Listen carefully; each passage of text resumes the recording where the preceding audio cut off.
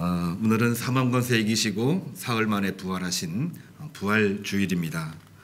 오늘 말씀을 통해서 여러 말씀들이 있는데 오늘 주목해서 볼 말씀은 내가 거기서 주님을 배우리라, 이 말씀을 우리가 가져가야 될 말씀으로 정했습니다.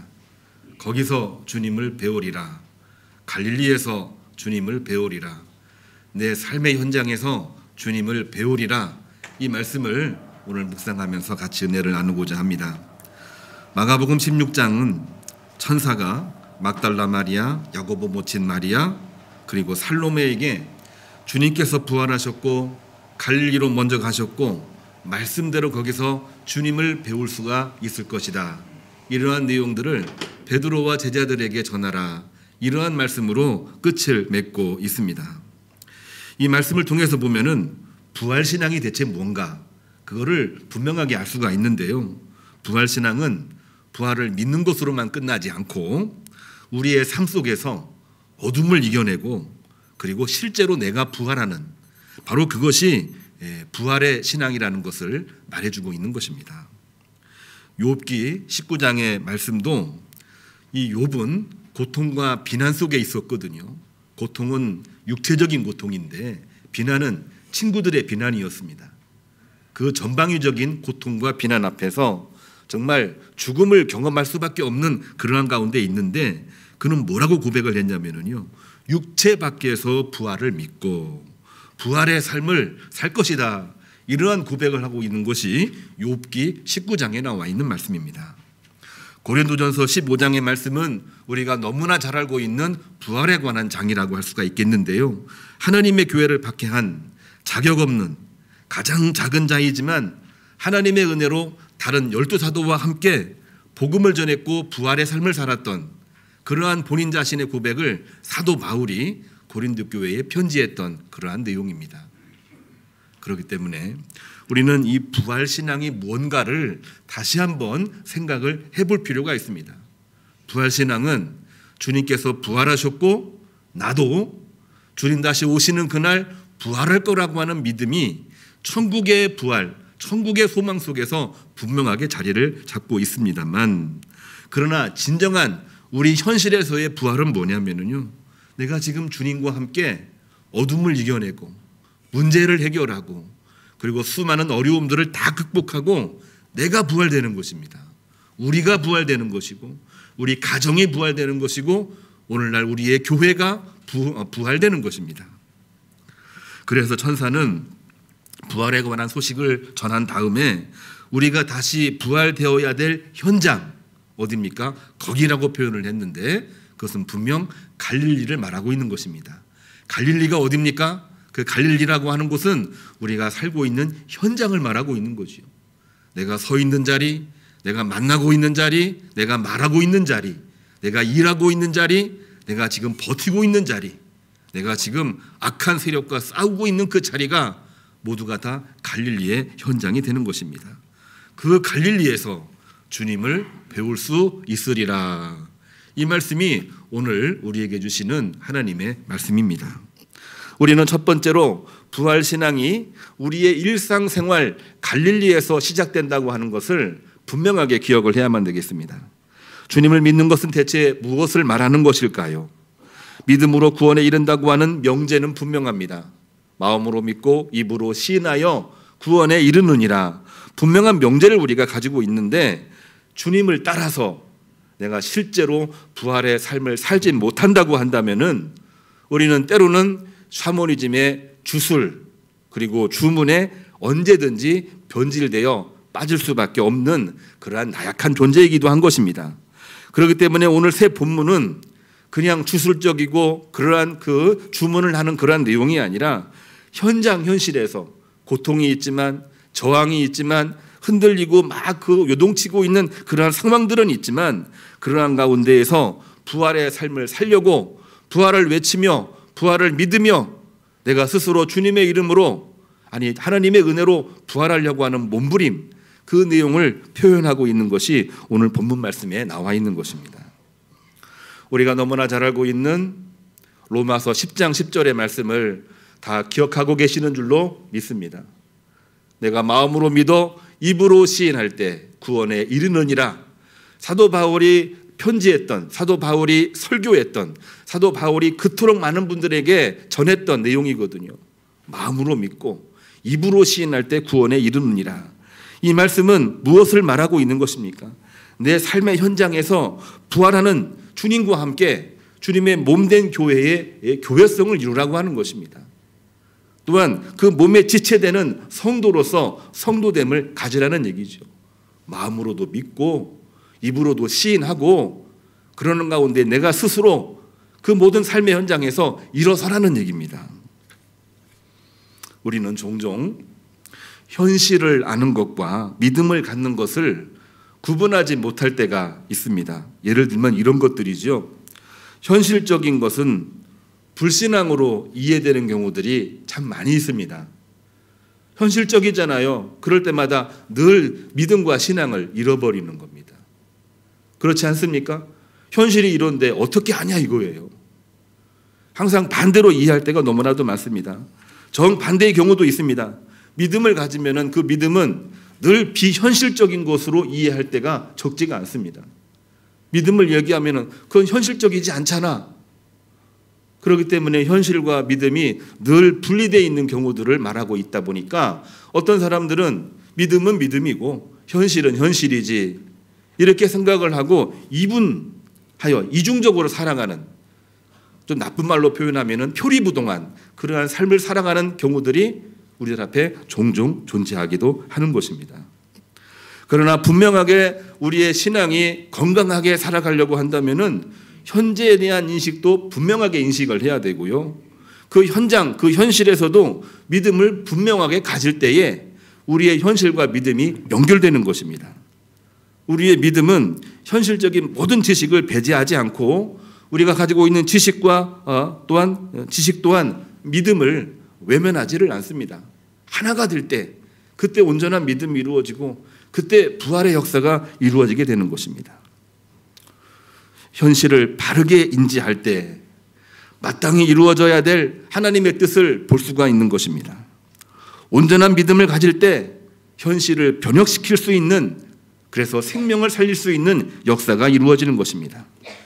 왜냐하면 현실 인식이 단순히 지식 정보만 의미하는 것이 아니라 무엇이 현실에서 하나님의 뜻이 무엇인지를 아는 것이기 때문에 그런 것입니다. 믿음은 단순히 기대하거나 희망 내지는 어떤 저절로 때가 되면 이루어지겠지 하는 것을 믿음이라고 말하지 않습니다. 현실은 늘 척박하고 어렵지만 그러나 그럼에도 불구하고 마땅히 이루어져야 될 하나님의 뜻, 그 하나님의 뜻이 우리 안에서 이루어지기를 늘 기도하고 있는 것이 우리의 믿음인 것입니다. 현실도 분명하게 알고 우리의 믿음도 분명하게 가질 때 우리는 우리 스스로에게도 정직한 것이고 하나님 앞에서도 정직한 믿음과 신앙생활을 할 수가 있는 것입니다. 아는 만큼 기도할 수 있고 기도한 만큼 우리는 알 수가 있는 것입니다. 어떤 분들은 기도만 하는데 현실은 알지 못한다고 얘기하는 경우들이 종종 있습니다. 그런 현실은 너무너무 잘하는데 기도하는 모습을 한 번도 보지 못했어. 우리의 이분된 표리부동한 모습을 이야기하고 있는 그러한 내용들이죠. 그러나 기도를 열심히 하는 사람은 현실을 분명하게 압니다. 현실을 열심히 살아가는 사람은 기도하지 않을 수가 없는 것입니다. 그곳을 알게 해주는 곳이 과연 어디입니까? 주님께서는 천사를 통하여 그곳이 어디냐 분명히 말씀해 주셔죠. 거기라고 얘기했습니다. 거기가 어디입니까? 바로 갈릴리라고 말씀을 해주셨습니다. 거기에서 갈릴리에서 너희가 주님을 배울 것이다. 그 갈릴리에서 열심히 살아가는 가운데 기도하라. 기도할 때에 그 모든 현실적인 문제가 하나님의 뜻으로 이루어지게 될 것이다. 이것이 바로 갈릴리라고 하는 것입니다. 그렇다면 우리의 갈릴리는 대체 어디냐는 겁니다. 나의 갈릴리는 대체 어디냐는 것이죠. 우리의 삶의 현장입니다. 내 삶의 현장이 어디입니까? 우리 가족이죠. 포함되어 있습니다. 우리가 일하고 있는 직장이죠. 하나님이 주신 여호와 하나님의 기업, 나의 일터이기도 하죠. 또한 그곳의 장막은 성도들의 모임이기도 한 교회이기도 한 것입니다. 그곳이 바로 갈릴리가 되는 것입니다. 전심으로 예배하고 전심으로 기도하면서 섬길 때에 우리는 현실 속에서 믿음으로 승리할 수가 있는 것입니다. 우리가 지난 일주일 동안 고난주간을 지내면서 매일매일 새벽 기도를 냈습니다. 온라인, 오프라인으로. 이번에 너무 감사한 것은 한 분도 빠지지 아니하고 그 자리를 지켰고 같이 기도했다는 것. 아마 코로나 때문에 우리가 너무나도 고통스러워하는 현실에서 하나님에 대한 믿음과 갈급함이 작용하지 않았나. 저는 그렇게 한번 해석을 해보고도 싶습니다만, 그렇게 고난주간을 지낼 때 그렇게 진중하고 그렇게 열심히 했는데 아쉽게도 부활주일은 오늘 하루로 끝나는 경우들이 종종 있다는 얘기죠. 그렇지 않나요? 부활절은 오늘의 기쁨, 달걀 하나 먹고 같이 부활절, 해피 부활 이런 얘기하고 끝나는 거 혹시 아닌가요? 그렇다고 한다면은 부활의 의미는 전혀 없는 것입니다. 진정한 부활은 무엇입니까? 부활을 믿는 것이기도 하고 그것과 더불어 내가 부활의 삶을 살아가서 오늘을 시작으로 해서 계속되는 납부의 일들 가운데에서 부활하는 것입니다. 그리고 부활시켜 나가는 것입니다. 이것이 바로 부활절의 진정한 의미가 되는 것이죠. 그래서 주님께서는 이 부활은 어떻게 되는 것이냐? 우리의 일상생활 갈릴리에서부터 시작이 된다. 나에게서 시작이 되고 나의 가족에게서 나의 모든 삶과 일터에서 내가 만나는 사람, 주어진 시간, 주어진 일들에서 다 시작된다고 하는 것을 말씀해 주시고 있는 것입니다. 오늘 부활절, 부활의 기쁨을 가지고 모든 일상생활에서 승리하시기를 주님의 이름으로 축복합니다. 두 번째로는 부활신앙은 모든 두려움과 초조함을 믿음으로 바꿔준다고 하는 사실을 우리는 분명하게 기억을 해야만 되겠습니다. 부활을 믿는 것과 믿음으로 우리가 부활하는 것은 엄밀히 보면은 같은 내용입니다. 그 안에 다 포함이 되어 있는 거죠. 그렇지만 이거를 두 가지로 분류하지 않을 수가 없습니다. 우리의 현실이 이 두 가지를 담지 못하기 때문에 그런 경우들이 많은 것입니다. 주님은 부활하셨습니다. 그건 명백한 사실이죠. 그런데 우리가 믿음으로 부활되지 못한다고 한다면은 우리는 절대로 사망 권세를 이길 수가 없는 것입니다. 주님은 이기셨지만 우리는 이길 수가 없는 것입니다. 내가 이기려면 어떻게 해야 되느냐? 내가 부활신앙 가지고 내가 부활돼야 되는 것입니다. 근데 두렵습니다. 떨립니다. 나는 될까? 왜 안 되는 거지? 왜 다른 사람만 되고 나만 안 되는 거지? 될 듯 했지만 왜 맨 마지막에 나는 쓰러지는 거지? 두려움과 초조함이 존재할 수밖에 없는 것이죠. 부활신앙이라고 하는 것은 현재의 모든 두려움과 초조함을 이기게 만들어주는 놀라운 능력이 그 안에 있는 것입니다. 세 여인의 내용을 한번 집중해서 보시기를 바랍니다. 세 여인이 주님의 이 부활을 보려고 가기는 갔습니다마는 그 부활에 대한 또 나머지 50%의 생각은 두려움과 초조함이었습니다. 그냥 주님 죽으셨으니까 장례를 치르고 거기에 이제 유약을 뿌리려고 기름을 뿌리려고 간 것이거든요. 부활을 맞이하러 갔다? 아니면은 무덤에 장례를 치르려고 왔다? 뭡니까? 사실은 반반이에요. 주님에 대한 믿음 때문에 분명하게 믿음을 가지고 있지만 두려움이 있고 초조함이 존재하고 있는 것입니다. 그러나 그는 그 무덤 앞에서 흰옷 입은 천사 청년의 말을 듣고 이제는 부활의 증인이 되었습니다.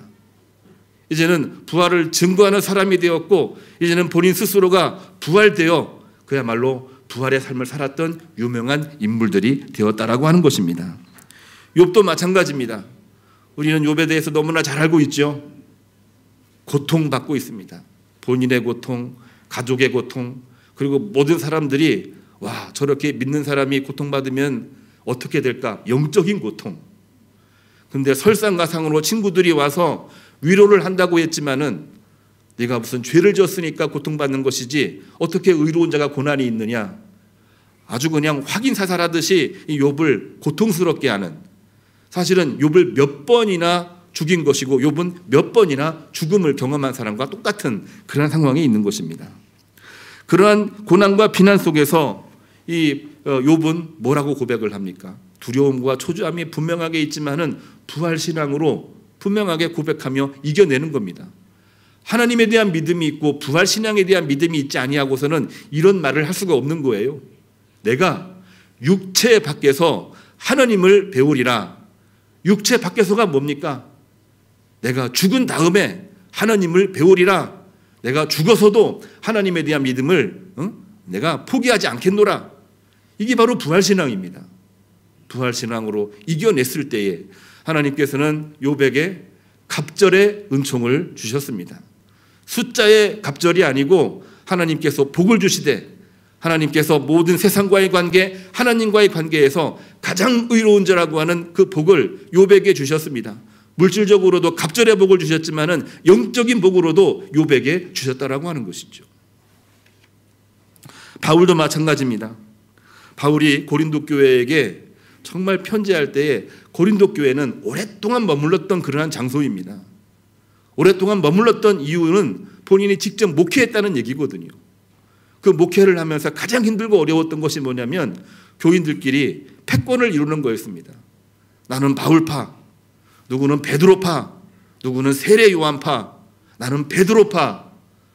아니 나는 예수님 믿는데 예수 믿는 사람들이 왜 그래? 나는 예수님파야.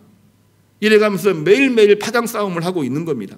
아무리 이야기하고 아무리 설명을 해도 귀로는 듣지만은 변화가 없는 것입니다. 사도 바울이 유일하게 할 수 있는 것이 뭐냐? 그러한 가운데에서 정말 중요한 고백을 하고 있는데 부활신앙을 고백하고 있습니다. 오늘 읽은 본문에 나와 있죠. 모든 것을 내려놓고 하나님의 교회를 핍박한 나 같은 자, 자격이 없는 자, 나 같은 그러한 사람을 복음의 전도자로 바꿔주신 것은 하나님의 은혜요. 내가 그 모든 일들을 많이 하기는 했지만은 하나님의 은혜로 그 일을 한 것이고, 그리고 사망권세이시고 부활하신 주님의 능력이 있었기 때문에 내가 그 일을 한 것입니다. 그러므로 말미암아 고린도 교회를 향하여 정말 하나님의 복음을 증거하면서 부활의 고백을 하고 부활의 삶을 살았던 바울 자신의 고백을 이야기하고 있는 것입니다. 우리가 부활을 이야기하지 아니하고는 오늘날 우리가 믿는 것, 사도 바울은 다 헛된 것이라고 분명하게 말하고 있습니다. 우리 마음속에 부활의 신앙이 있습니까? 부활의 신앙이 있다라고 한다면은 두려움이 있고 초조함이 있을 수밖에 없는 현실이 분명하게 있으나 이러한 가운데서 부활 신앙으로 다 이겨낼 수 있을 줄로 믿으시기를 주님의 이름으로 축복합니다. 두려울 때마다 주님은 부활하셨다. 주님, 나도 주님의 이름으로 부활시켜 주옵소서. 이 믿음으로 기도하며 나갈 때 하나님 들으시고 오른팔에 권능의 손으로 복을 주시고 역사하시는 줄로 믿으시기를 주님의 이름으로 축복합니다. 시편 기자는 오늘 우리 함께 읽은 말씀이고 본문에도 같이 나와 있습니다만은 이러한 고백을 하고 있습니다.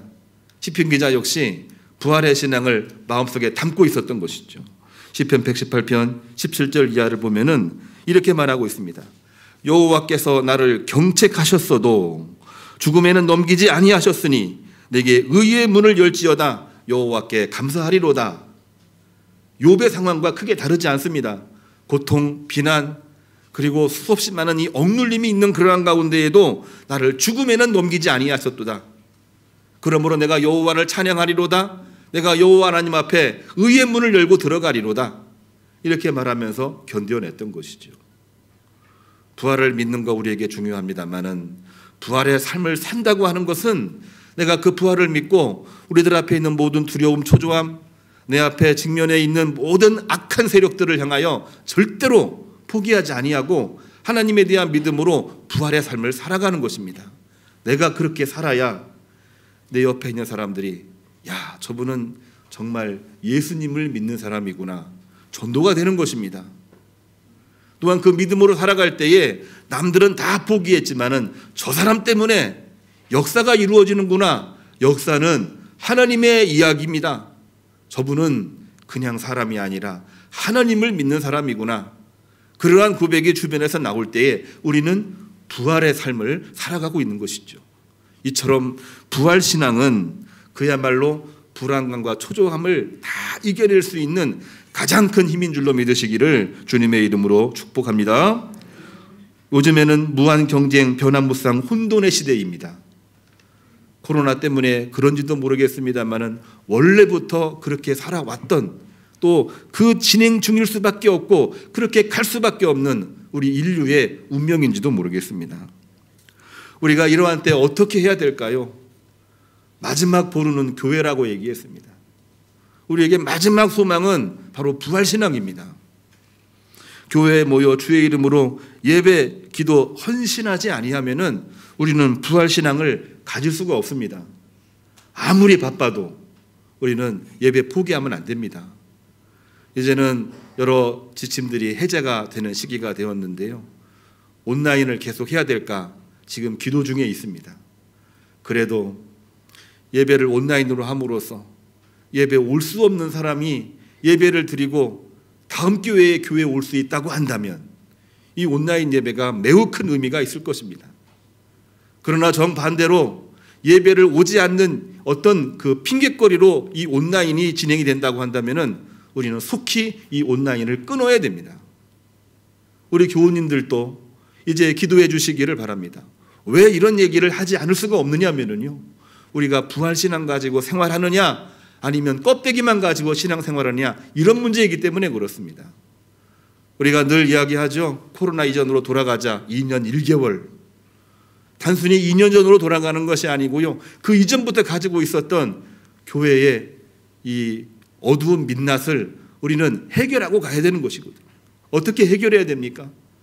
우리가 하나님 신앙으로 회복되고 하나님 신앙으로 부활되는 것입니다. 예수 그리스도와 함께 내가 부활하고 그 부활과 더불어 우리 주변의 모든 사람들이 하나님께 소망을 두고 이 땅을 살아가는 것입니다. 그리고 마침내는 천국에서 마지막 몸의 부활로 천국에 이르는 은혜를 누리는 것입니다. 이러한 은혜가 우리 모든 교우님들, 가정, 일상생활, 아니 오늘 주신 말씀처럼 거기서 주님을 배우리라, 갈릴리의 현장, 우리가 살고 있는, 우리가 발을 딛고 있는 모든 현장에서 부활의 은혜와 역사가 있기를 주님의 이름으로 축복합니다. 기도하겠습니다. 주님, 참으로 감사를 드립니다. 오늘 또 주 앞에 나와 말씀 듣고 기도하게 하시니 감사를 드리나이다.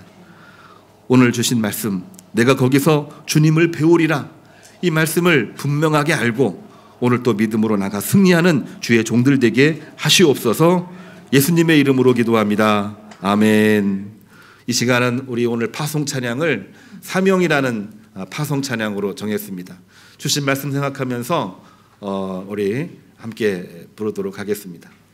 화면이 준비가 안 됐나요? 예, 모두 다 일어서시겠습니다.